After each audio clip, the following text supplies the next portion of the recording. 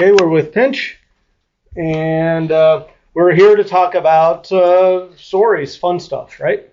All the goods. But yeah, but I do have to hit you up with a question that's very, very important. Okay. You have a lot of history in all your bands and stuff like that. English Dogs, Damned, Me First and Gimme Gimmes, and Janice Stark, and a lot of others. But let's get to the most important question out of everything we're going to talk about. You have a PS5. What video games do you have for it? So I'm a bit of a legendary tightwad. So when I found out that PS4 games could play on PS5, I started sourcing all the greatest PS4 games. I like first-person shooters, racing games, that kind of stuff. I don't really like these super-duper open-world games. I tried Dying Light, and it was just, endless jumping over shit and going on these side missions, and I was just like, it really ain't for me. Give me something with a direct storyline. PS5. You put me on the spot here. Well, I have to ask some important questions. Yeah, I know. I haven't played it for so long. It's one of those things that you crave. It's like everything else, consumer goods wise. You crave something for ages, and you're jealous that other people have got it. You get it, and then it just sits under your TV forever. And I work all the frigging time at multiple jobs and got multiple projects going on all the time. So when I do get a chance to play it, it's kind of rough because you're jumping back into a game where you have to remember all the moves, what it's about, the button combos and all that. That's why I just like to jump into something and maybe even just replay some stuff. One of my favorites I played, and I can't even remember which platform it's on, is a game called Prey, Prey, which was just incredible. And obviously the Dead Space franchise. I just love that, space horror kind of crap. It's just, you play it late at night with the lights off, and there's not much better that can take you out of the real world. And boy, do we need to get out of the real world as often as we can. Let's talk about your beginnings a little. I was at Extreme Noise Records in Minneapolis, and there was a book on English punk, and like the first page, Pinch, a lot of it's about you, and they mentioned how you were started off as a boxer. So you were actually. Yeah, I was a rough kid.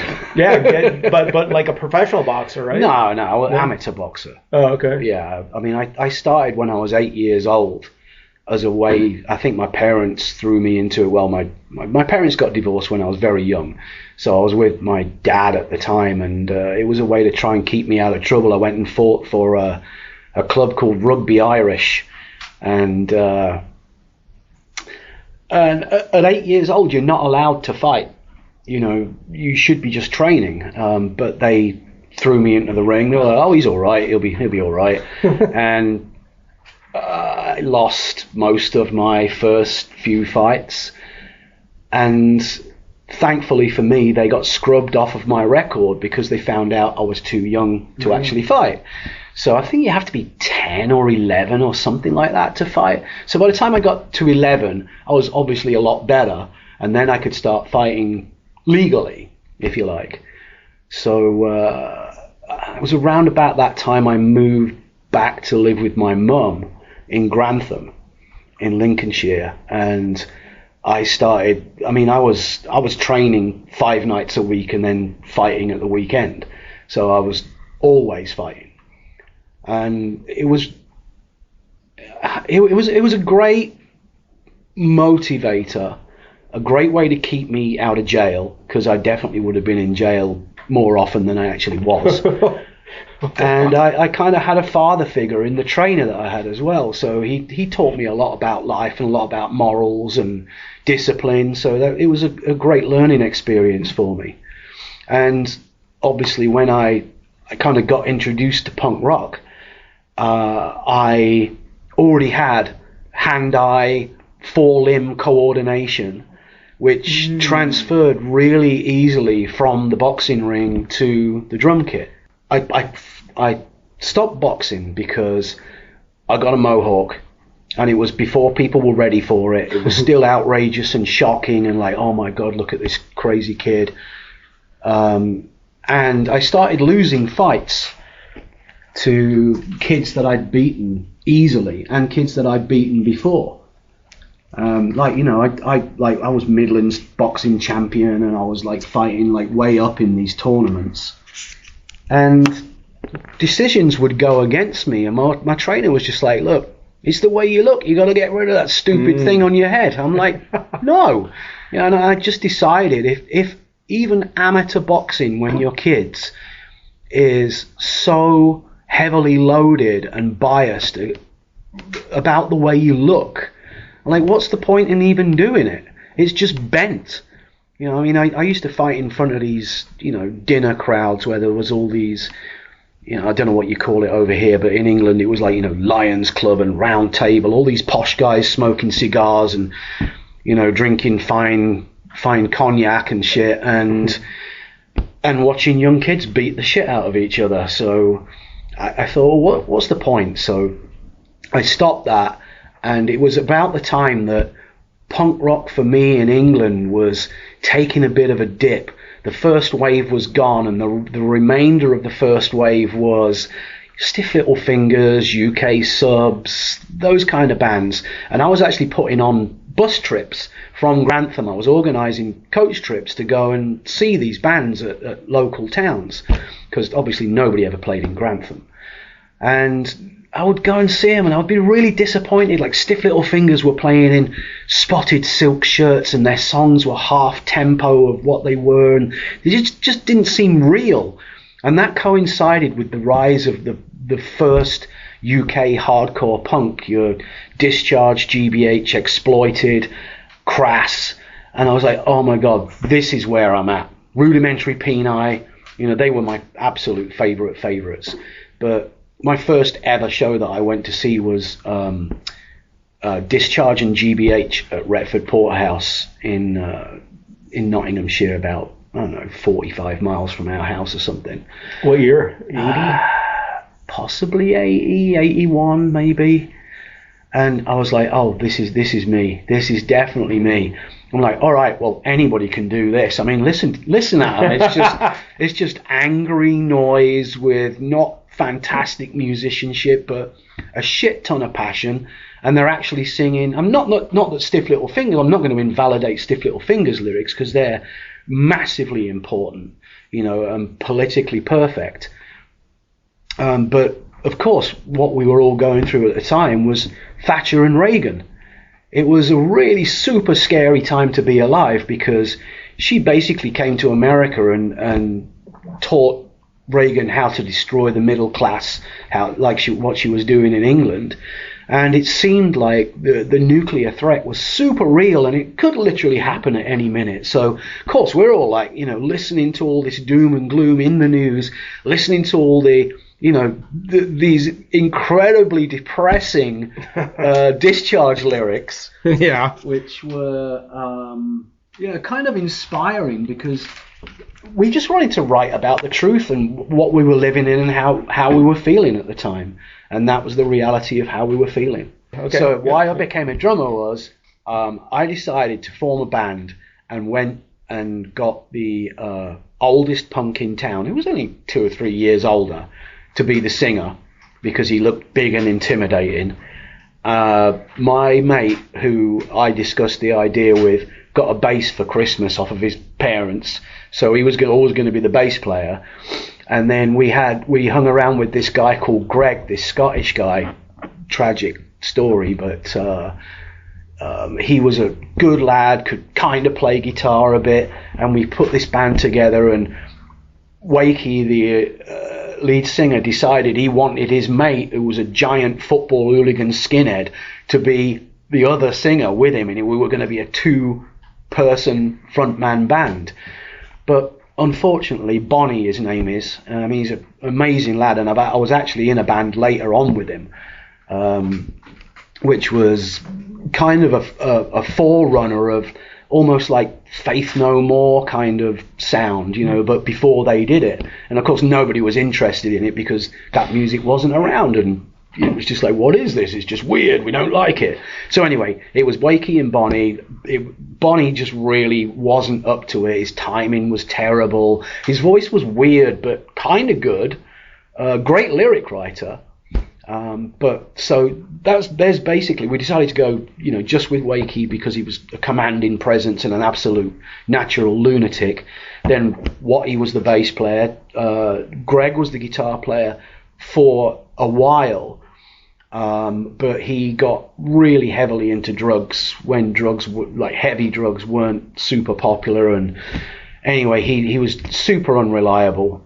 And we decided to try and poach a guitar player from a local heavy metal band called Overdrive, and John Murray. He was getting into the punk thing, and he showed up to the first rehearsal with a flying V, and we're like, oh no, you can't have that, a fucking heavy metal guitar, no. So he showed up to the next rehearsal, he chopped off one of the V's and then driven a 6-inch nail through the other one. We're like, that's a punk guitar.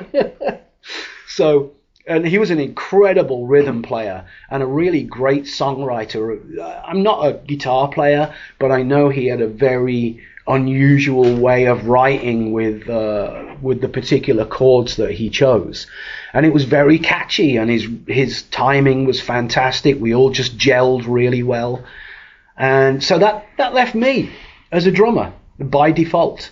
And I ended up very fortunately getting bought a drum kit for 60 quid by my parents, and it was an old Premier Olympic white marine pearl kit that was like, it was in okay condition. It was a fairly low end kit, and that was it. We were off. I mean, when I first started, all I would do to learn was kind of shuffle myself so that I could see how drummers played stuff on stage. And I mean, our first rehearsals with English Dogs, I was playing on oil drums with bamboo sticks. And even when I got a drum kit, I didn't get any lessons. I just looked at people. I didn't even have a bass pedal. So we did our first gig upstairs at a pub in Grantham, and I had my kick drum. The legs were broken as well. So it was sat on a pallet with the toms, and all of the stuff that I was playing was just toms. I don't even know whether I had any cymbals. I might have had a cymbal. Can't even remember. But that's why I think a lot of the early English Dogs songwriting was very tribal, because I didn't have a kick pedal, and I was trying to make up for the sound of the kick pedal with the toms. And yeah, so it was, by default, I became a drummer, and by default of me not having a kick drum pedal for a while was probably modelling the way the early demo English Dog stuff went. So that's that story. Gonna ask what it takes to be a drummer. Timing, is that learned or is it a skill? But you already had the timing with the boxing. Yeah, so. I was very fortunate that I had that kind of drilled into me from, I don't know, 7 years in the gym and the ring. But looking back on it, I wish I'd have got lessons, because I believe anybody can become a drummer. It's all in you. You just don't know it yet. And if you have the right people to teach you, like nowadays you can go online, you can go, I do it all the time.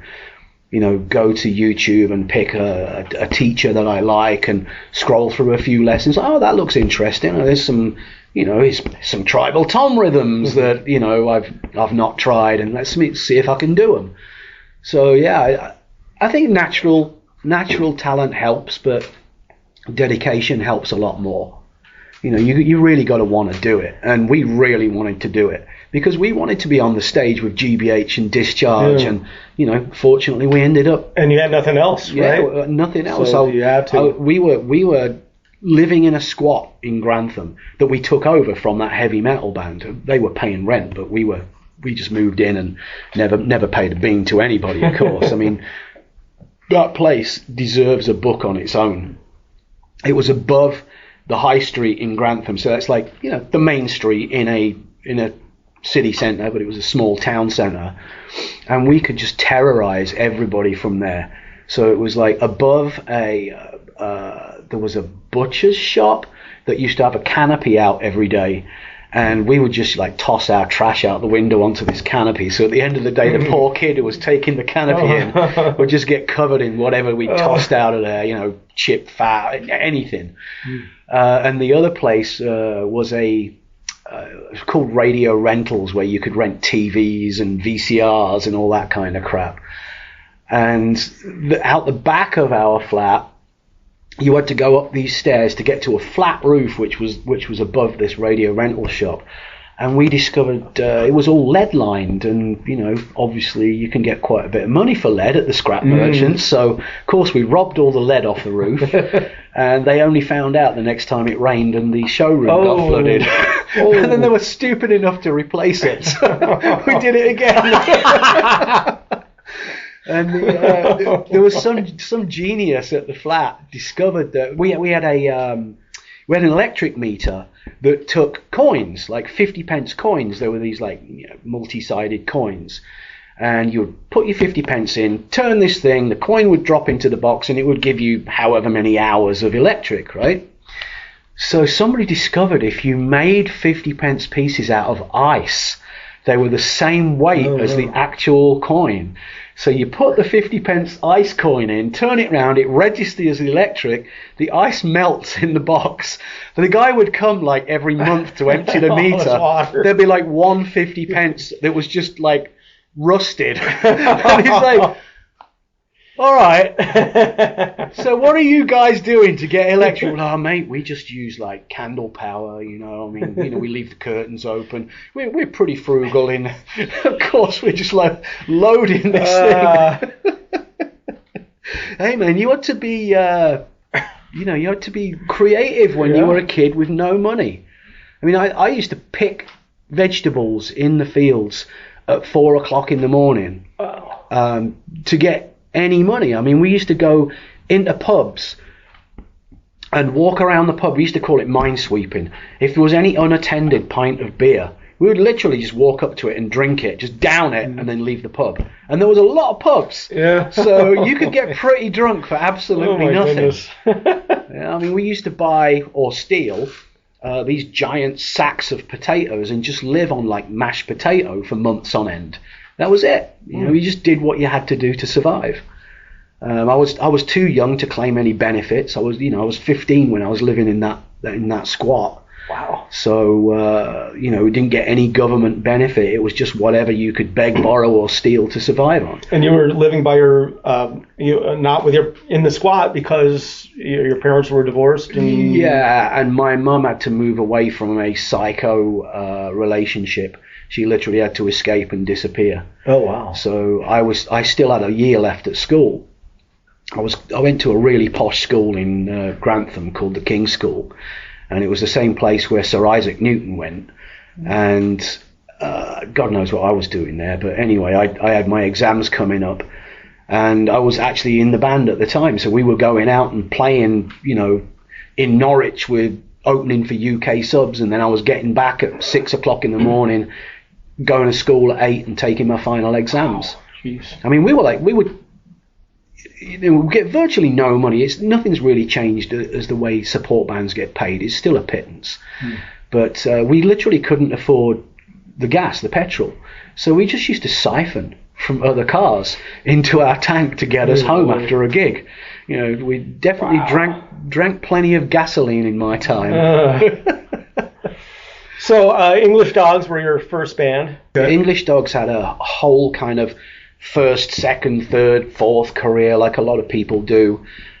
Different lineups. I mean, the first English Dogs, we were playing around the time where it was so violent at punk gigs because of the rise of the National Front and football hooliganism. They all kind of melded together around the time of the Oi movement, which was championed by this bloke called Gary Bushell, who was a music journalist, and whether it's right or wrong that he celebrated this kind of lad culture, or whether it got hijacked, it was just the gigs seemed like a training ground for gangs of hooligans and skinheads to come and beat the fuck out of the punk rockers that was there. That happened here too. So, yeah, I mean, it was a really, really horrible time to be playing gigs because you knew.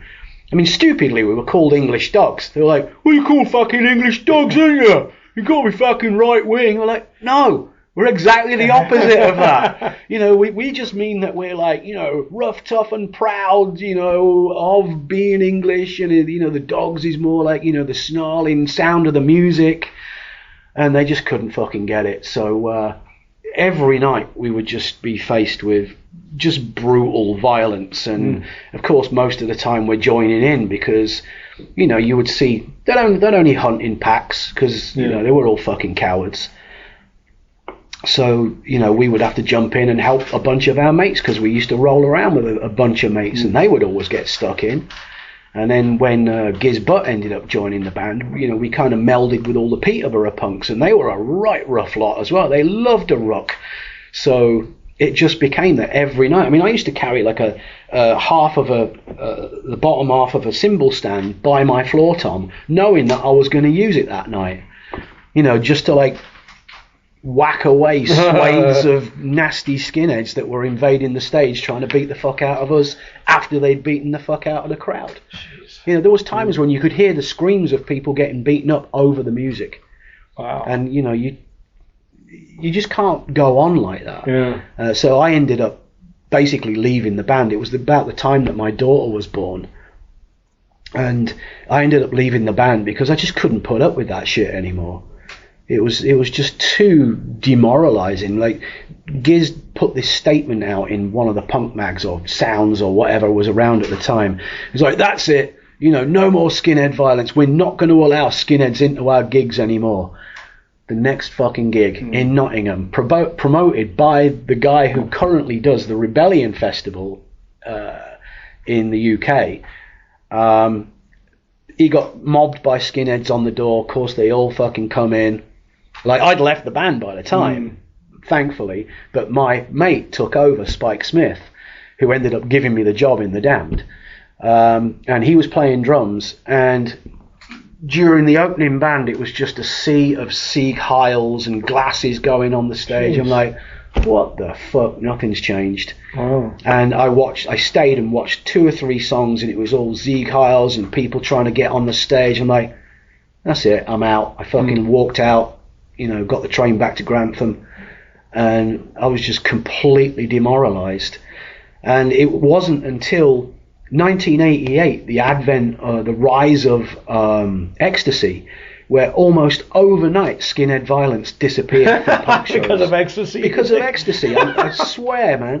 I mean, I was in that scene. I was working for a power company out of Peterborough at the time, and they were installing power to raves. So I would go along, I'd be dragging all these heavy copper cables all over the place, and you know, that was an amazing scene. But you'd see these fucking skinheads there. I was like, oh, fuck. You know, you just can't fucking lose them. But they were there, like, you know, hugging each other and massaging each other and selling drugs. And, you know, so they all got into a completely different scene, which left the coast clear for the punk scene to kind of thrive again, which was, you know, a super blessing, because boy, did it need it.